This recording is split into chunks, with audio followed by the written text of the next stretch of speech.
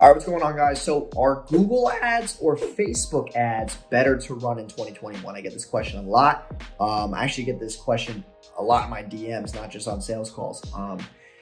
I would really recommend that if you're an e-com store, you should be running Google ads and Facebook ads hand in hand. Okay, once you're able to prove the concept on Facebook, I just think Facebook is a lot better for impulse buys. It has an easier way to synchronize data. It's just a better attribution method, Facebook.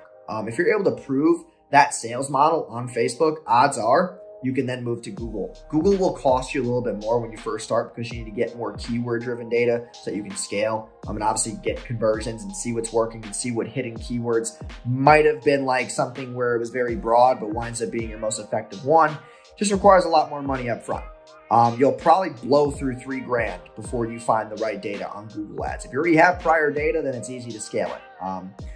For local businesses, I would run side and side Google and Facebook, just because like lead gen on Facebook is very effective. I do a lot of credit repair. Plus Google Ads can do very well if you do like native ads, display ads.